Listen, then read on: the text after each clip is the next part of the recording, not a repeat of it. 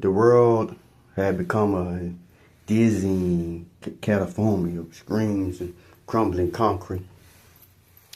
Dust hung like a shroud over the devastation of particles dancing in the scant rays of light that managed to penetrate the smoky haze of the damaged DC Metro station.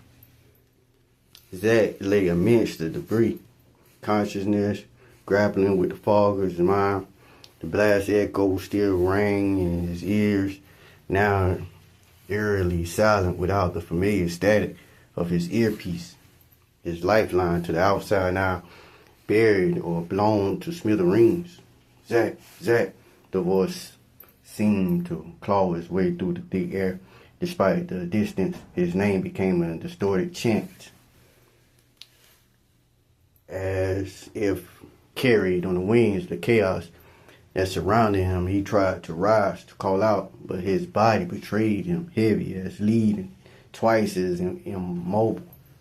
His lungs rejected the smoke, filled the air, expelling it with violent coughs that shook his frame and clouded his vision with tears. Here, he wanted to shout, "I'm here," but the words were prisoners in his throat, muffled by the acrid taste of dust and fear. Zed tried to piece together the fractured seconds before darkness had claimed him. The bomb, he felt to disarm it. The weight of that failure pressed in on him, heavy as the rubble surrounding him. The sharp stings of helplessness cut through him. He was supposed to be a warrior, not a casualty. Yet here he was, pinned beneath cold stone, unable to move, to protect, to serve. Anger rose within him, a fury counter to the despair that threatened to engulf his spirit. He would not yield, not to terrorists, not to fate.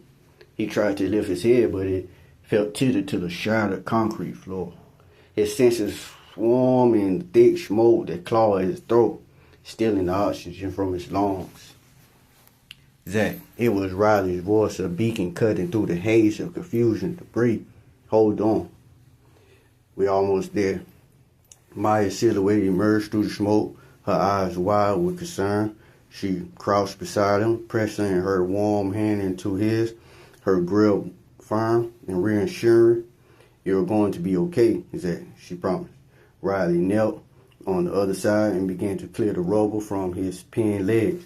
The graping sound of shifting chunks of masonry filled the air, mingling with his labor, breathing. Each movement sent shocks of pain radiating through him, but he welcomed it. It meant he was still alive. "Stay with us," Zach, Riley said, glancing at him after removing a large piece of the wreckage. Her face was smeared with soot. Trying, he managed to say, but the effort to speak sapped his dwelling strength, and darkness edged his vision. He could feel himself slipping, conscious, heavy, away like the tide, retreating him from the shores. Zach, Maya's voice was distant now, that it was calling to him from another world. He wanted to respond, to reassure them, but the shadows reached up and pulled him down into their embrace. In the void, time became irrelevant. Memory surged forward, shards of the past piercing the present. He was back in Afghanistan, the desert sun scorching his skin as he patrolled through a village with his unit. The weight of his gear was a familiar burden, and the rifle in his hands, an extension of his, will be protected. "Force, cover the left flank," barked Sergeant Donovan, his voice crisp over the comm. Zach nodded, moving with practice, ease to secure their perimeter. They rounded the corner, and in an instant, chaos erupted. An IED detonated and screams tore through the air. "Man down," I repeated. "Man down." The words were a guttural shout in his earpiece, but they seemed to come from far away as he watched his buddy Jensen fall to the ground, his leg torn open by the shrapnel. "Medic," Zach yelled, dropping to his knees beside Jensen, applying pressure to the wound with trembling hands. Blood seeping through his fingers. Hot, slick. Stay with me, man, he pleaded, looking in eyes with the wounded soldiers, ginseng lips moved. Milder and a silent reply, but no sounds reached Zach's ears. Force, we need you back here.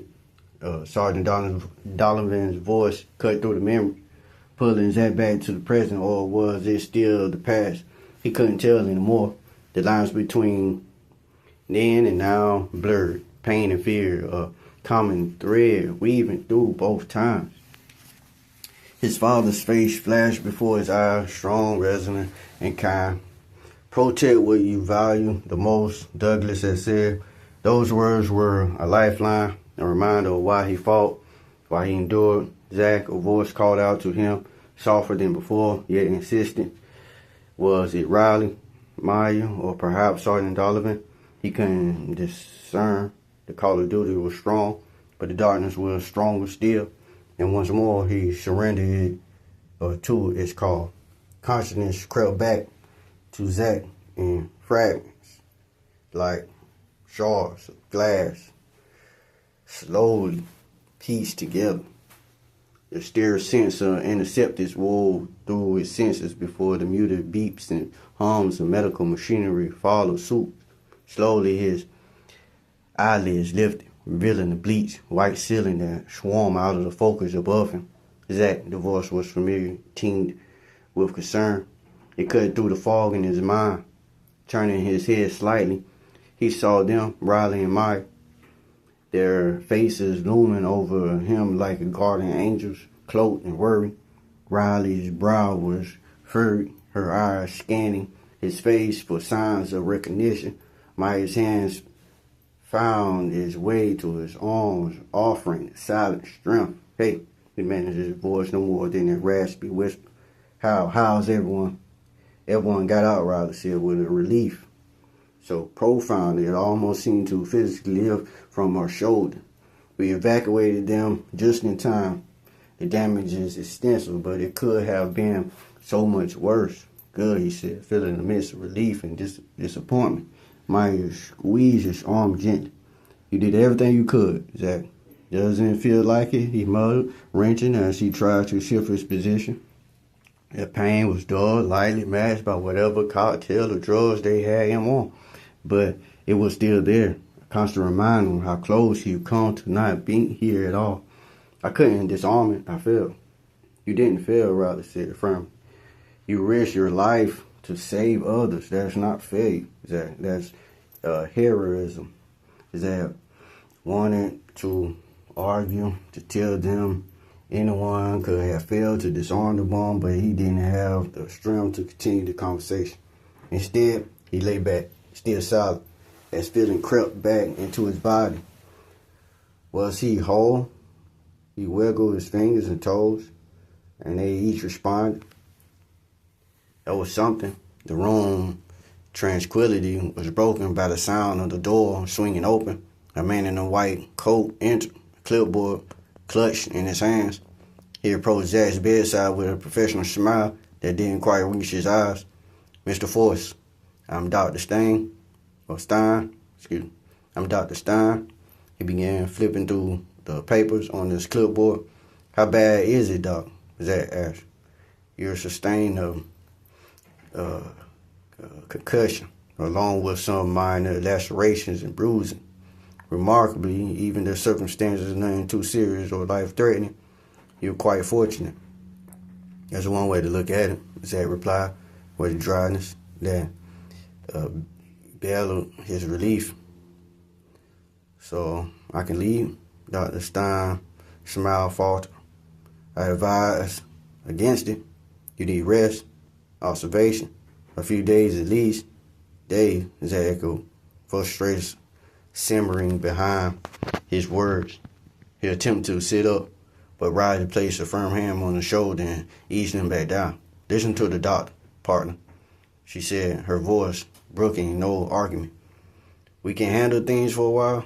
You'll earn some downtime, Riley, right? Maya said, her expression softening. We'll take care of everything. You can focus on getting better.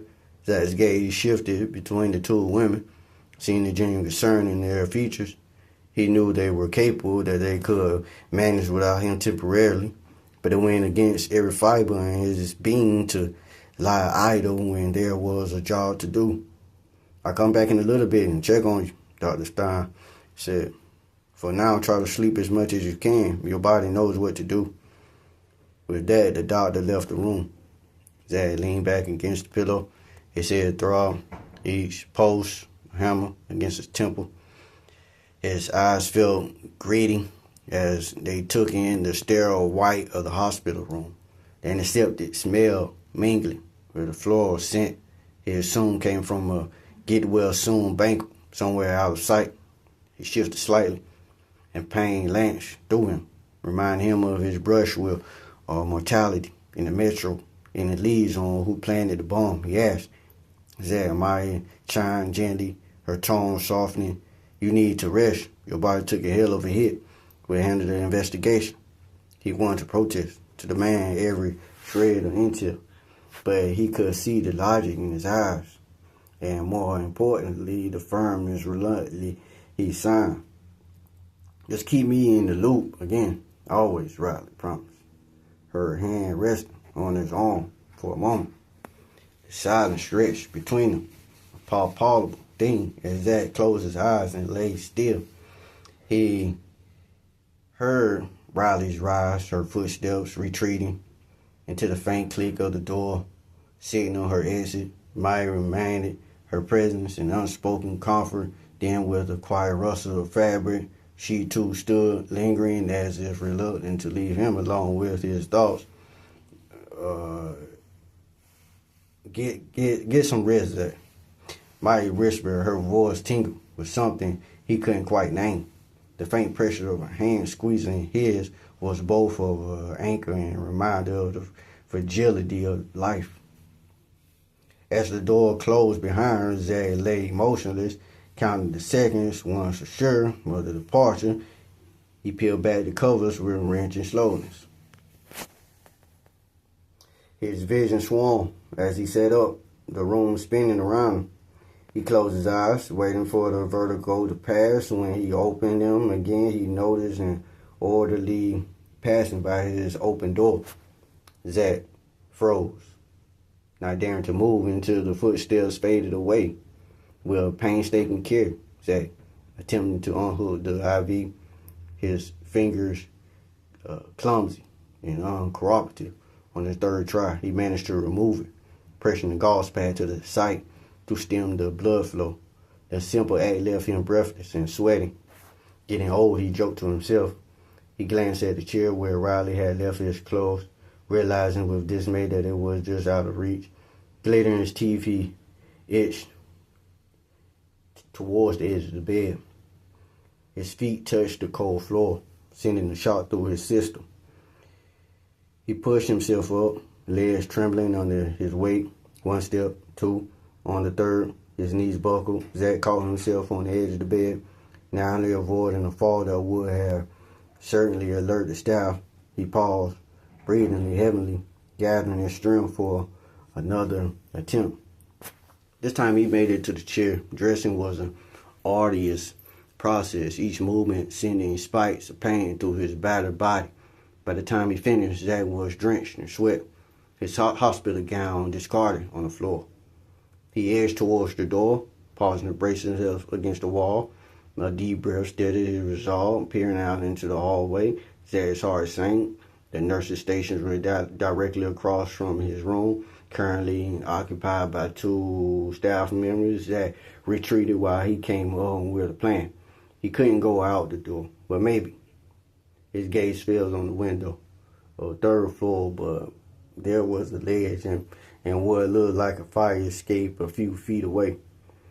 It was risky, possibly suicidal in his condition, but Zach saw no other choice. He couldn't stay here. With trembling hands, he unlatched the window and pushed it open. The cool night air hit his face, momentarily clearing his head. Carefully, he climbed onto the windowsill, his muscles protest threatening to give out. But Zach pressed on, easing himself onto the narrow ledge outside. He inched along, back pressed against the building, trying not to look down. When he reached the fire escape, Zach let out a breath. He didn't realize he had been holding. He grasped the metal railing, ignoring the pain that shot through his arms as he pulled himself over. A trip down the fire escape was slow and precautious. By the time Zach's feet touched the ground, his legs were shaking uncontrollably, and his vision was blurring at the edges.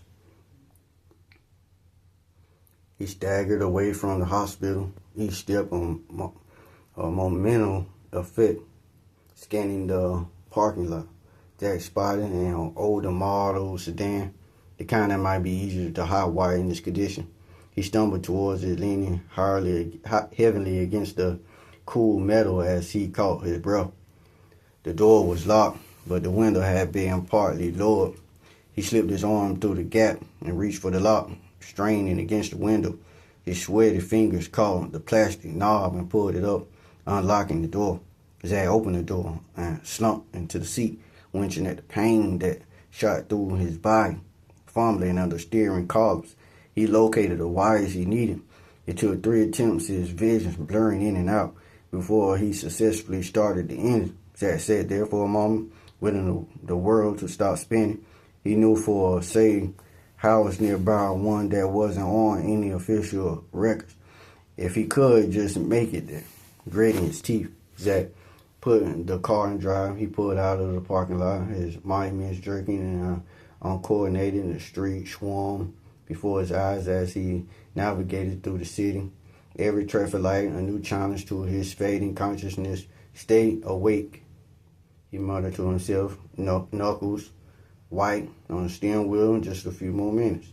As he turned into the streets where the safe house was located, black spots danced at the edges of his vision. Zach blinked hard, fighting to stay alert. He had to make it. He had to. The car swerved slightly as Zach's head dipped, snapping back up as he forced himself to focus. The safe house was just ahead, just a little further.